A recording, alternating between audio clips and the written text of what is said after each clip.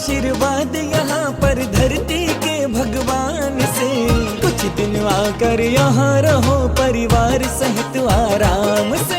दर्शन विशुद्धि आदि 16 कर्ण भावनाओं को जब अब भाते हैं तब निश्चित रूप से हमारे लिए तदनुरूप शुभ प्रकृतियों का आश्रय पूर्वक तीर्थंकर प्रकृति का भी आश्रय होता है, बंद होता है। ये पंचम काल है। इस पंचम काल में आप भावना तो भा सकते हैं किंतु तीर्थंकर प्रकृति का बंद नहीं कर सकते हैं, क्योंकि इस पंचम काल में तीर्थंकर प्रकृति के बंद करने के लिए जो अपने लिए प्रबल निमित्त साधन चाहिए वो साधन है केवली श्रुत केवली का पादमूल। वो नहीं है। वो ना होने की वजह से पंचम काल में आप 16 कर्ण व्रत करो, 16 कर्ण के उपवास करो, 16 कर्ण की भावनाएं भाव, ये सब आप कर सकते, आपके शुभ परिणाम हो रहे हैं। किंतु कितना भी करे तो आपके लिए तीर्थंकर प्रकृति का ना आश्रय होगा और ना ही बंद होगा। भावना हो सकती है किंतु तीर्थंकर प्रकृति का इस पंचम काल में आश्रय भी नहीं होगा और बंद भी नहीं होगा। ठीक है, आज की ये भावनाएं तुम्हारी अगले जन्म में साकार रूप ले ले, वो एक बात अलग है। ये अम्मा जी 16 वर्षों से 16 कर्ण भावनाएं भा रही हैं। उनके विचार शुभ हुए सिवाय ऐसी भावना नहीं कर सकते। आज अष्टानी का महापर्व प्रारंभ हुआ है। ये कार्तिक महीने की अष्टानिका है। इसी प्रकार की अष्टानिका एक फाल्गुन में आती है और एक और अष्टानिका आती है जिसे आषाढ़ महीने में हम करते हैं। अब अष्टानिका का व्रत करने वाले अष्टानिका का व्रत भी करते हैं, 28 करते हैं, 8 उपवास भी करते हैं। ये भी तुम्हारे लिए शुभ कर्म है, शुभ आश्रय का कारण है। इससे भी शुभ नाम कर्म आदि की प्रकृतियों का बंध निश्चित रूप से आपके लिए होगा। आज इतनी तादाद में लोग व्रत उपवास आदि करते हैं। कुछ लोग ये कहते हैं कि काय को करते, मोक्ष तो होता नहीं, अभी करने से क्या मतलब है। ये बातें सुनकर के आप अपने श्रद्धान को किंचित मात्र भी मनन मत करिए, अपने श्रद्धान को कम मत करिए, अपना श्रद्धान आप मजबूत रखिए। देखिए, चाहे जिनेंद्र भगवान की पूजन हो, चाहे देवशास्त्र गुरु की आराधना हो, चाहे गुरुओं के लिए आहार दान भैयावृत्ति सेवा आहार विहार आदि की क्रियाएं हों, चाहे स्वाध्याय हो, चाहे तुम्हारे द्वारा दिया गया दान आदि हो, निश्चित रूप से अभी मोक्ष नहीं होता है। किंतु मोक्ष मार्ग नहीं होता है ऐसा तो नहीं है। मोक्ष मार्ग तो अभी भी है। आप मोक्ष मार्ग का श्रद्धान रख करके सम्यक्त पूर्वक इन क्रियाओं को करते रहिए।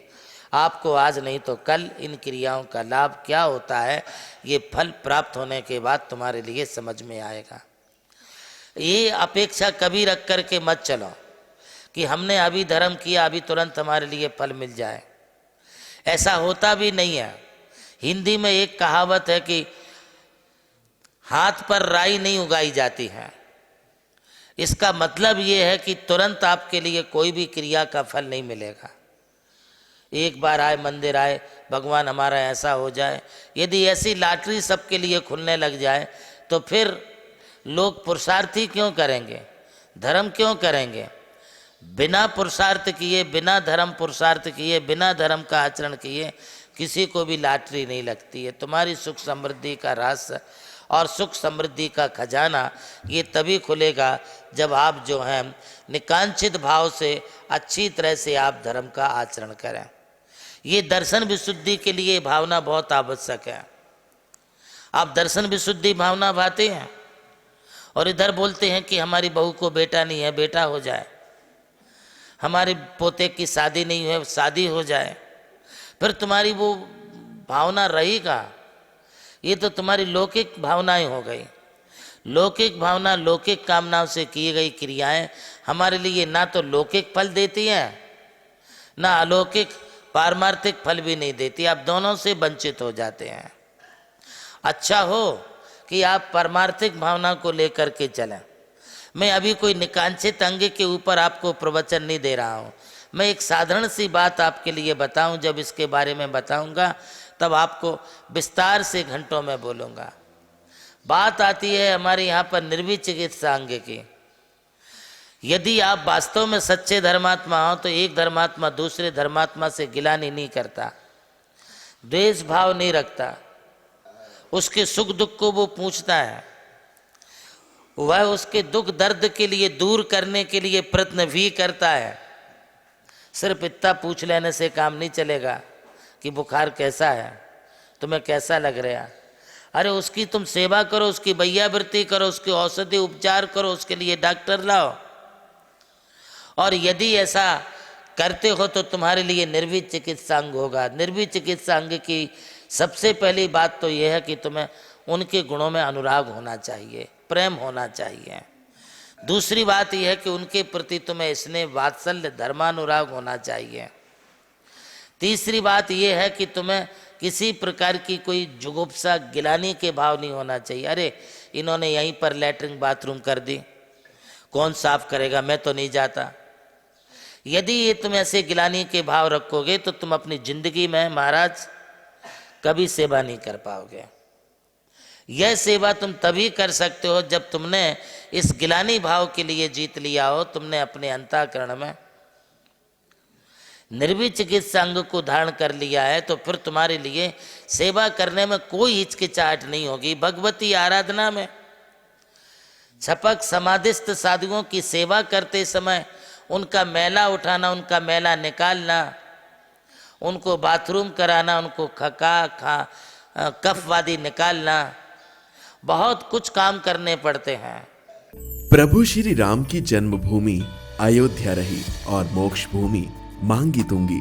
इसी यात्रा में उनके चरणों की रथ से पावन हुई ये भूमि राम टेकड़ी, जहां अनादि निधन महामंत्र नमोकार को समर्पित दिव्य तीर्थ का निर्माण हुआ।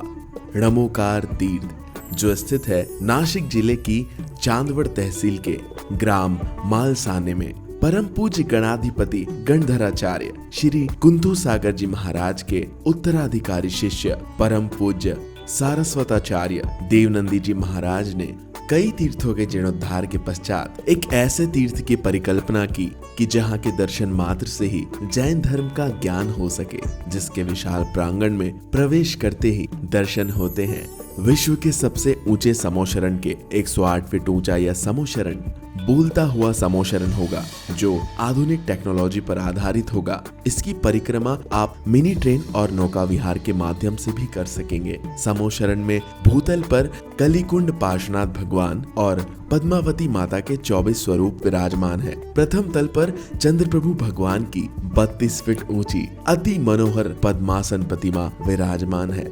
विश्व के सबसे ऊंचे पंच परमेष्टि के 51 और 31 फीट की प्रतिमाएं भी यहाँ पर स्थित हैं। साथ ही जैनागम के महान गुरुओं को समर्पित अति सुंदर गुरु मंदिर है। ध्यान कक्ष, ग्रंथालय, संत भवन, 22,000 स्क्वायर फीट का विशाल पिलरलेस हॉल और 200 से अधिक कमरों की धर्मशाला, भोजनशाला, समाज जन हेतु कम खर्च में मांगलिक आयोजन के लिए मंगल कार्यालय और आगामी योजना में है जैन नॉलेज सिटी। और इस भूमि पर आकर आपको अनुभव होगा नमोकार केवल एक तीर्थ नहीं, एक दिव्य अनुभूति है। वो अनुभूति आपकी भी प्रतीक्षा में है। अरे लूट लो आशीर्वाद यहाँ पर धरती के भगवान से, कुछ दिन आकर यहाँ रहो परिवार सहित आराम से।